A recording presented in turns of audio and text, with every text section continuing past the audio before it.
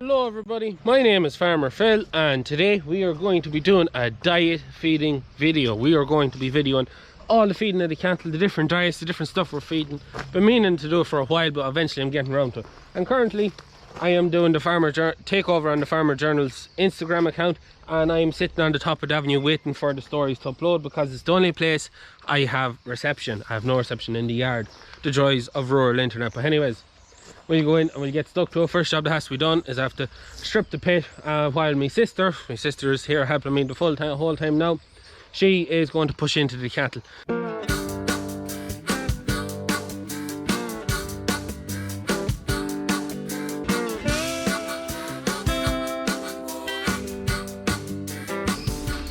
So pit is now stripped, so that stripping will do us about 4 days, a week. Kind of depends, might do a week this time. Gotta be very careful. This is a long way to the ground. Pit is kept perfect, the top is perfect. The only places that let us down, and it's the same everywhere. I don't know a farm that ever has the sides of the pit any good. The side there rotten, that side rotten, just the top of it. It's the same everywhere. I don't know of a farm that has pit silage that can keep the sides perfect. But anyways, so my sister is just finishing pushing in. You can see the steam rising in the shed with the cattle getting up to get the food she's pushing in. So she gets back, we'll turn on the feeder, we'll get rid of that plastic and we'll get feeding. So we are ready now to start feeding. There's my sister, she's just pulling the plastic out of the way. Before I go too far and you start telling me all the rattling doesn't sound great, the knob of the gear stick rattles. And the other half of that window latch there rattles. You can hear it, but it's rattle, no rattle. And that's what makes the rattling noise. It's nothing. We changed the exhaust, we put new exhaust on. It's the second exhaust we put on it. We've burned out two. Our third exhaust we put on it. We've burnt out the second exhaust, and that was making a lot of the noise beforehand. So that's, just so you know, that's the noise. Anyways, it's time to get feeding. First feeder is for the calves, because we need to take away silage from on top of the pit. So we need to take the silage off to get the whole crop to feed the bulls. So we feed all our silage feeds first, which is all the calves and the heifers. So we get to it.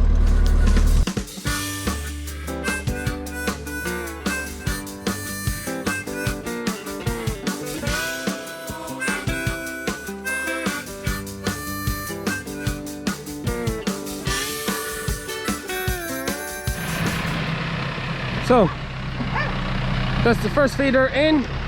The drone is up. That's why the dogs are barking. It's the best thing about them.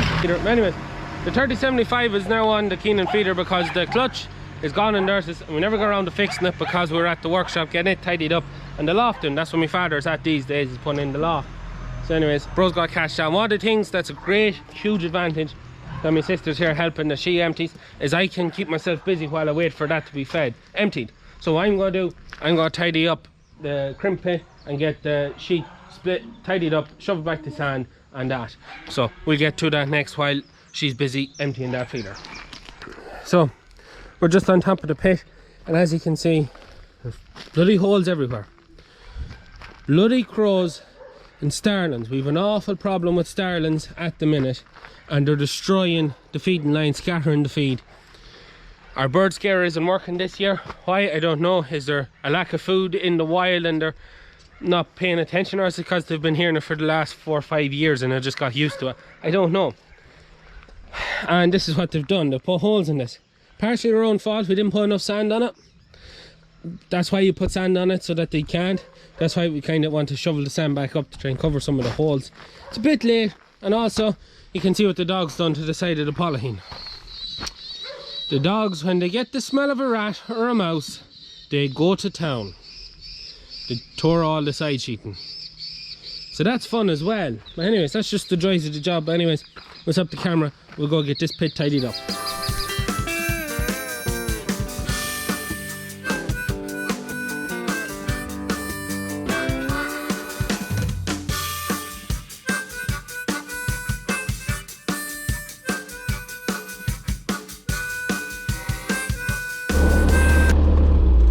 So, first diet feeder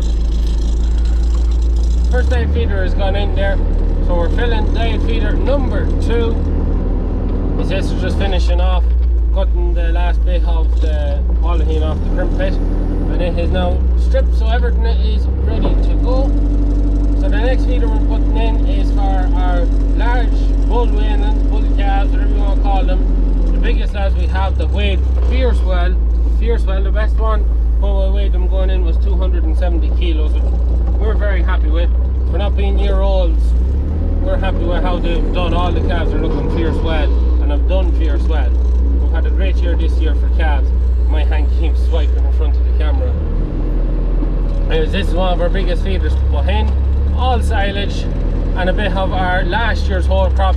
You may have seen that the pit we went to. We'll have a look at it later. Right, so anyways, I have 2 tons to put in this feeder, and it's roughly speaking, it's 300 to 500 kilos a grab, roughly, a silage. So better stop talking and get to it. So Jessica is backing into the shed of weanlings below. Normally I do that for her, but I want to do a bit of Instagram stories for the Farmer's Journal, so I'm going to leave her at that one. It's a tough one. Sorry, not 35x, it's a 35. Is chopping all the beet at the minute. I can manage it. I don't think we need to chop any beet today. Maybe we do, I don't know. But anyways, what I want to talk about, look at me wheels. They're as crooked as be damned.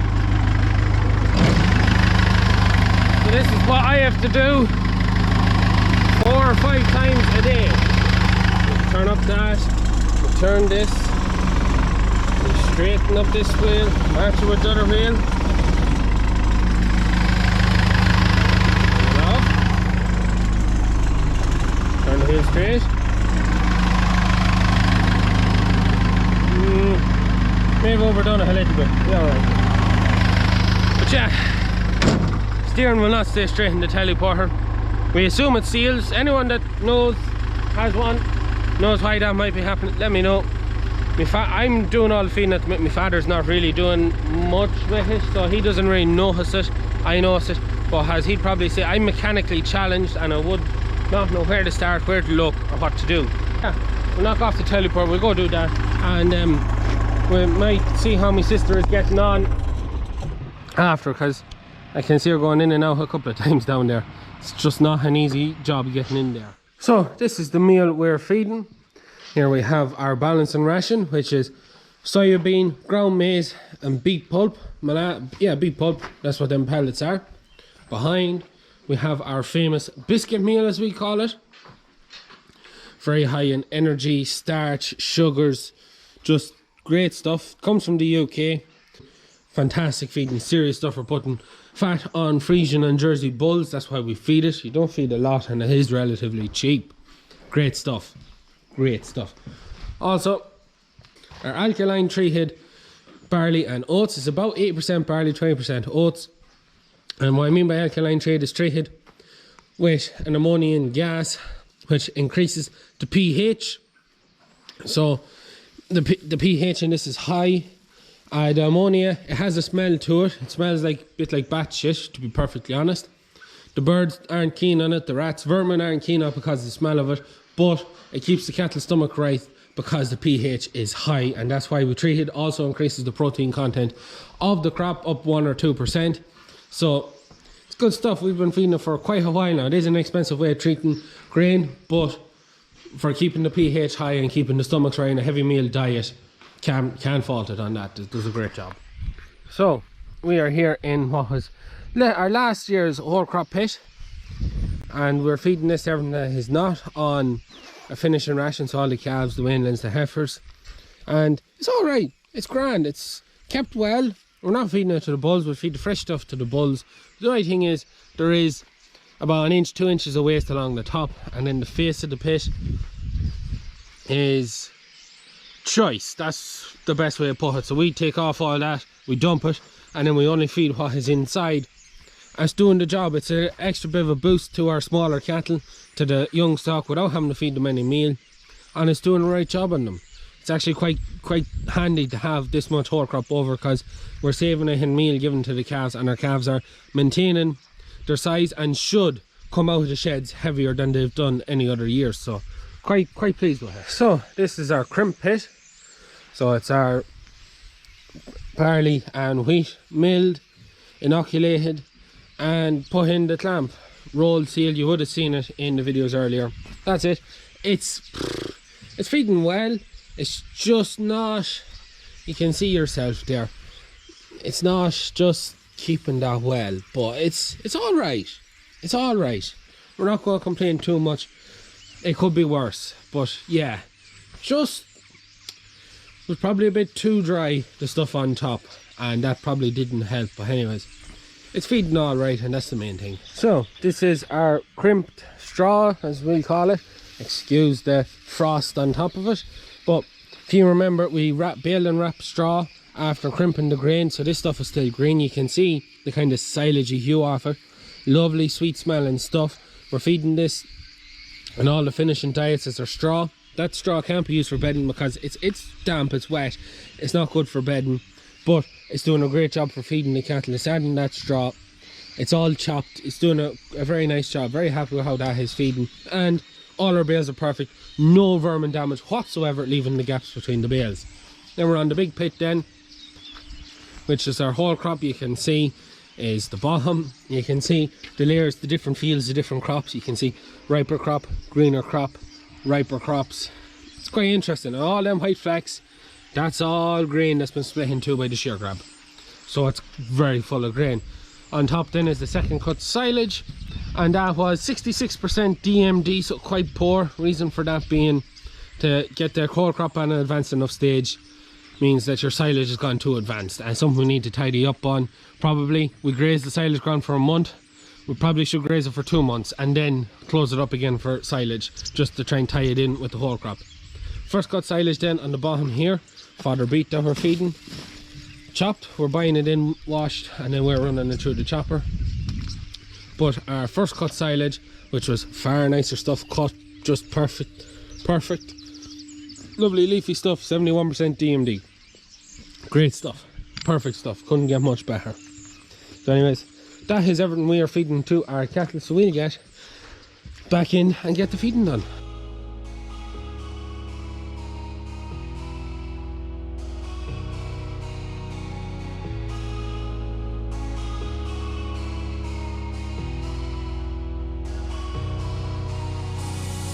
Said I wouldn't be back here again, but here I am again, wearing the same clothes 2 nights in a row.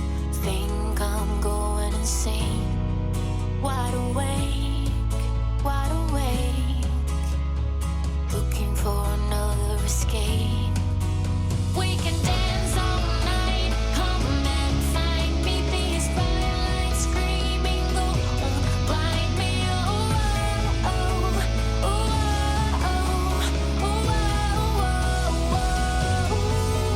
We can shut down the world around me one more night. It can't hurt me. Oh, oh, oh, oh, oh,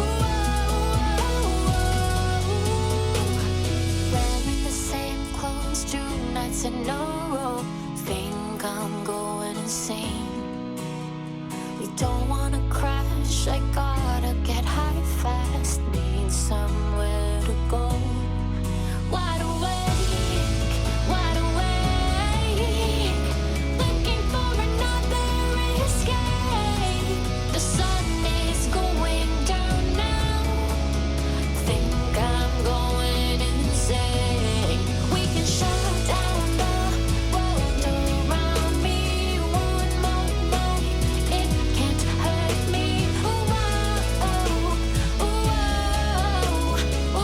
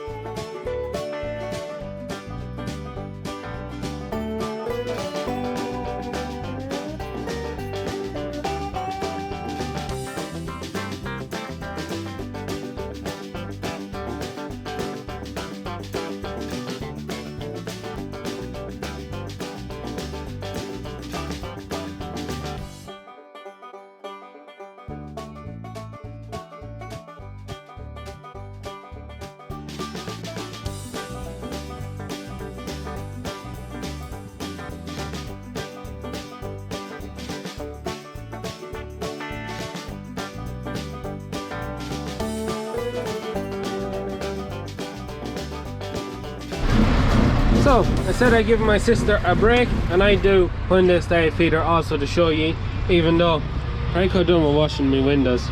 For the downsides to feeding all the meal, everyone gets dusty. Also, everyone that feeds has a bad habit of wanting the window open.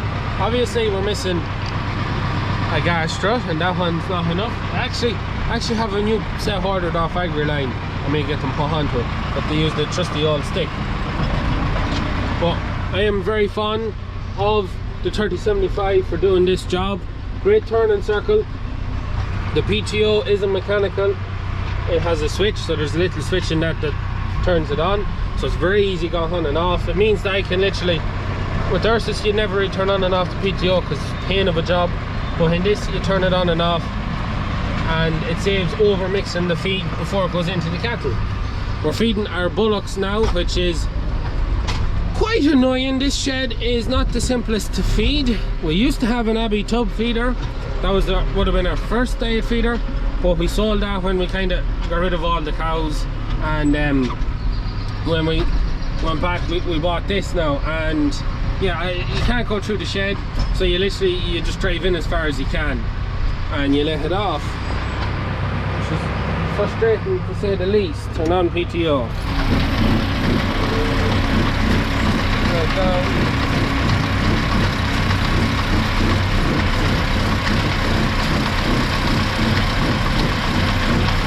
Yeah, it means that I have to dump the half of 1700 kilos there. I dump about 300 kilos outside the shed to be pushed back in, and that fast little PTO is spinning.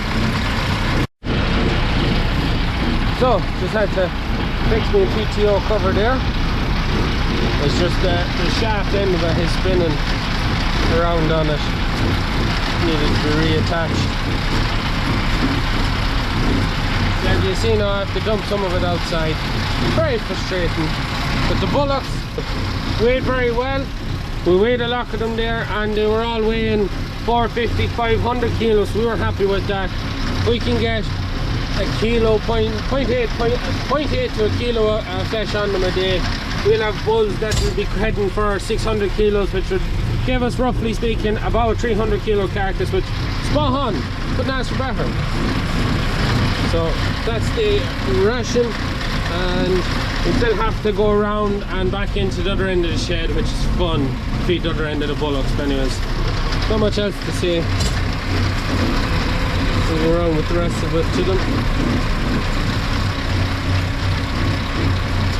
One of the other big advantages of this tractor, we have a radio, we have good speakers, so you can actually listen to a few tunes while we're working. Bro is in here now to do a bit of flying when we go to feed the bulls next.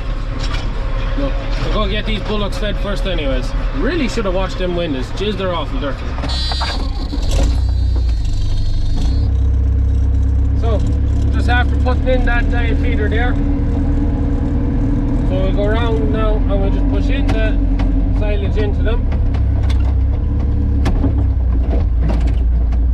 or their feed into them.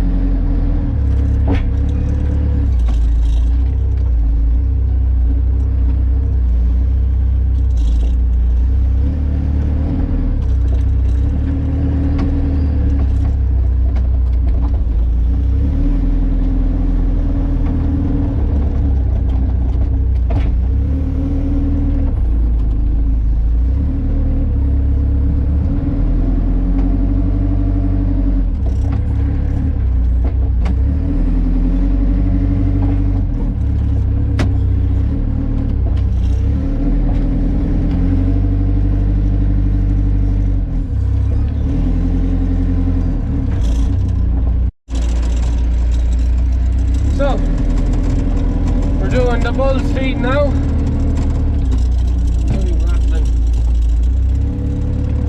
So the bulls are getting quite a lot of stuff. Start off with crimp straw. So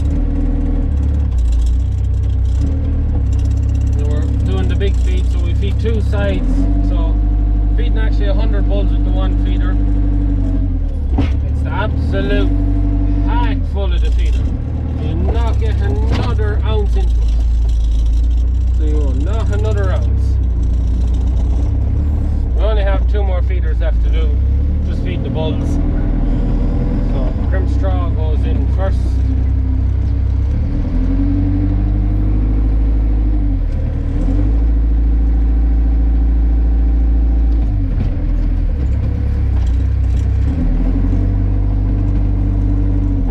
And then we put in some whole crop. The reason I put in whole crop next, and then we'll move on to our meal, is so that the meal when I put in has something to bind to. It's fucking thing's trying to be crooked.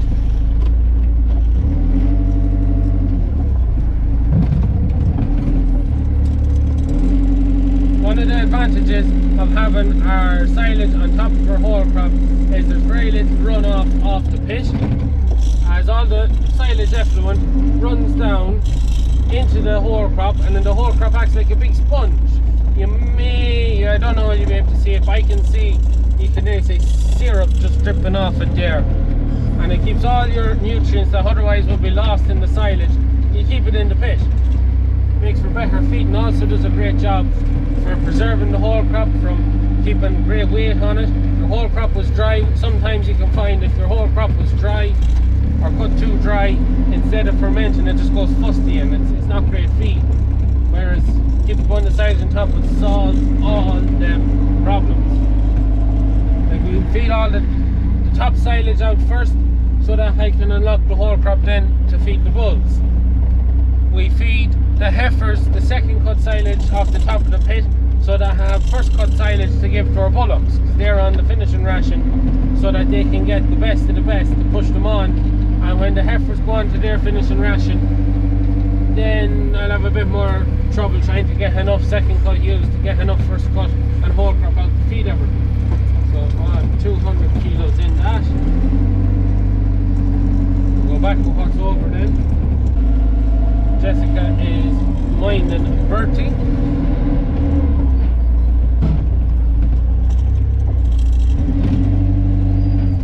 Oh, and I forgot, we have beef. You get beef as well.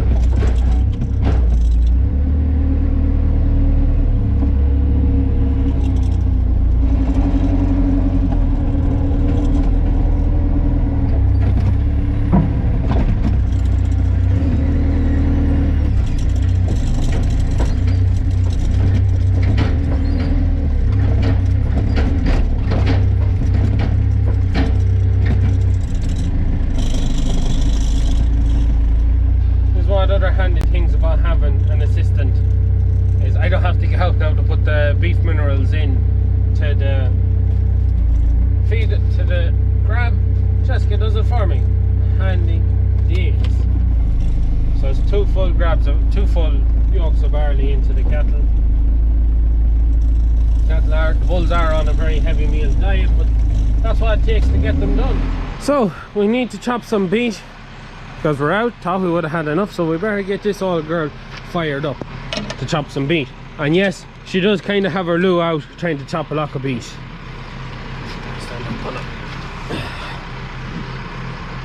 So it does. Throttle. Hopefully she starts now. It's a cold morning. Nope.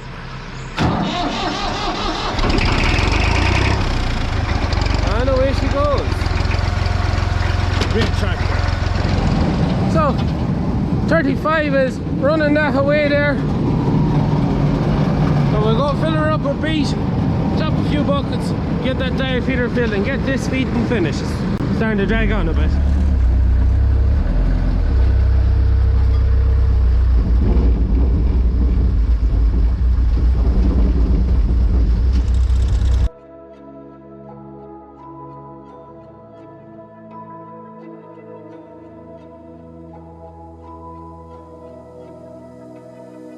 So why is it so hard to let you go?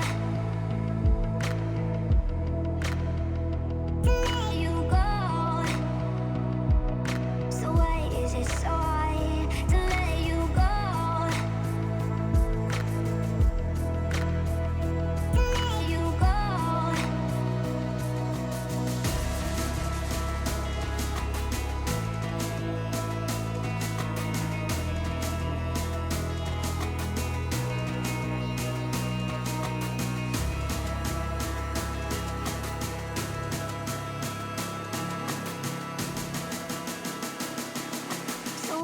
is it so hard to let you go?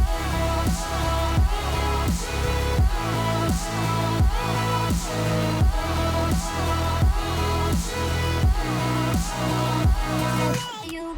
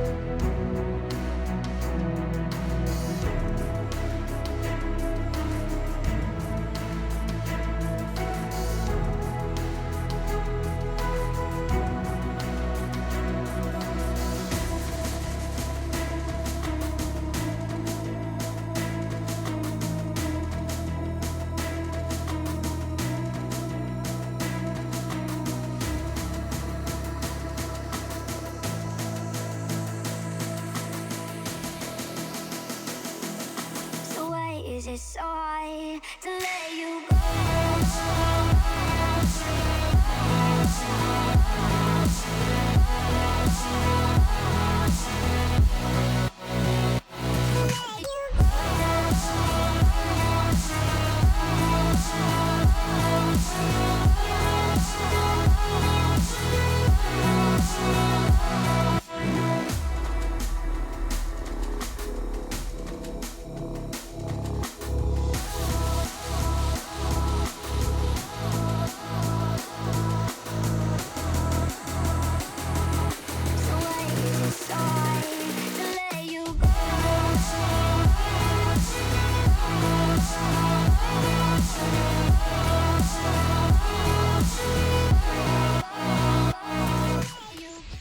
So the diet feeding has taken longer than it normally does. Double jobbing does take a bit more time. Just doing the Instagram takeover for the farmers took up more time than I thought it would, and I didn't get the feeding done as quick as I normally get it done. But sure, however, hopefully there's people, hopefully you seen the Instagram takeover and you enjoyed it, and hopefully there's a few people that seen it and decided to follow me and are here watching this video. Anyways, yeah, took a bit longer than I'd like. Normally we'd have the diet feeding done 2 hours, 2.5 hours, but today it took 3 hours. But however, it's done. Time to move on and get other jobs done. The one that broke the camel's back, the last load. So anyways, while that's going on, I still have to go to an out farm to feed some cattle, but we'll have a look at the rations, talk a bit of cattle talk to finish off the video. So we're in here now with our heifers and bullocks. Now you'll have to excuse the birds. We have the starlings are they're giving us awful grief, and this always happens. The scatters out in the middle of it.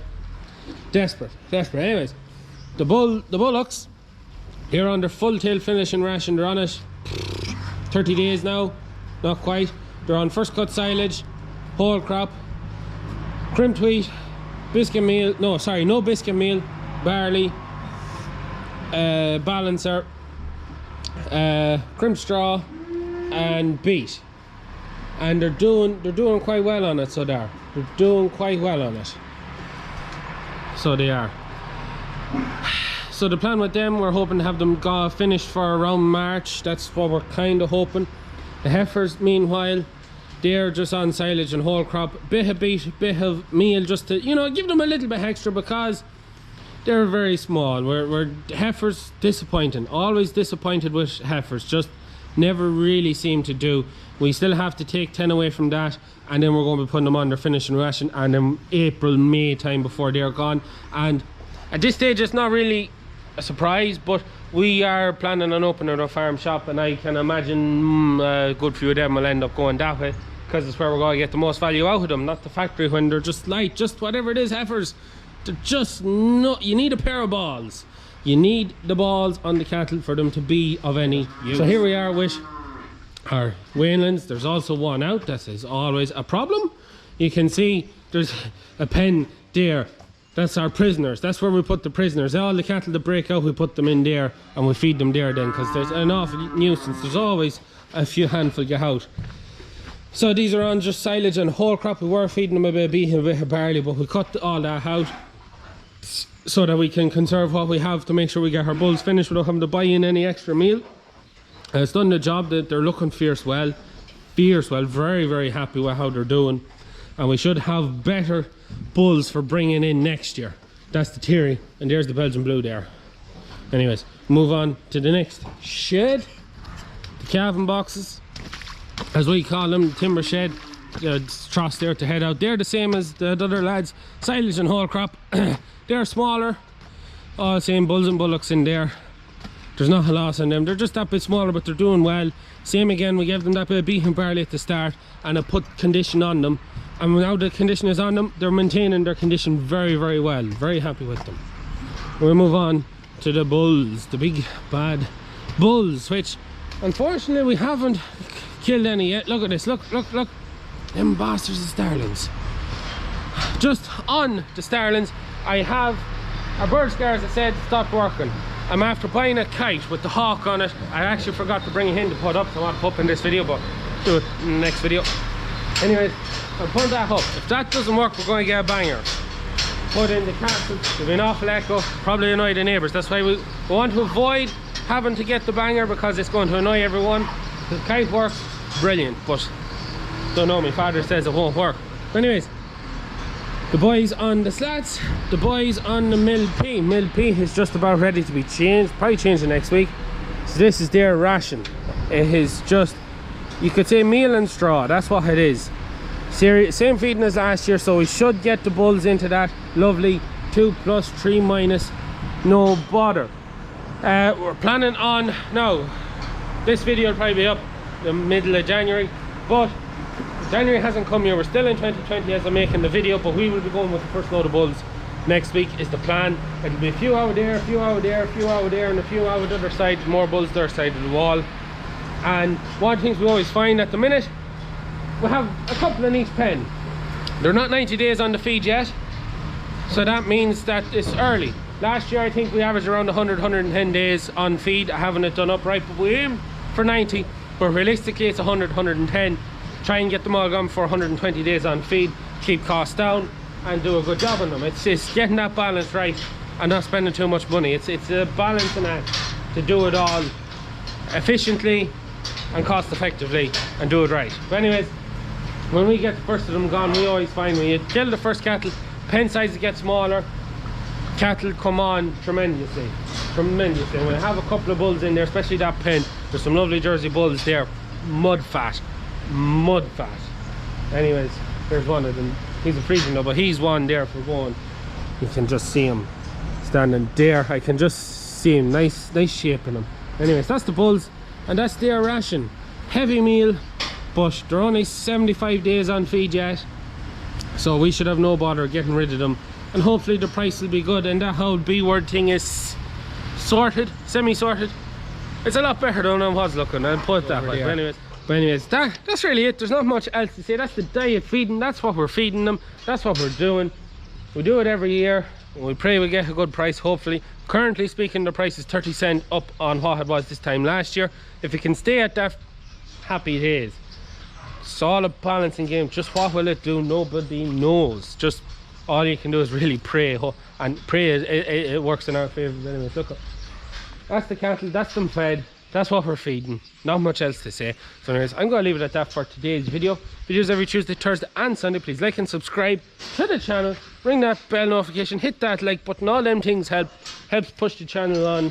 Bring it forward. And I got to go round up these loose bastards. Anyways, we'll leave it at that for today's video. That is it from me. Good luck.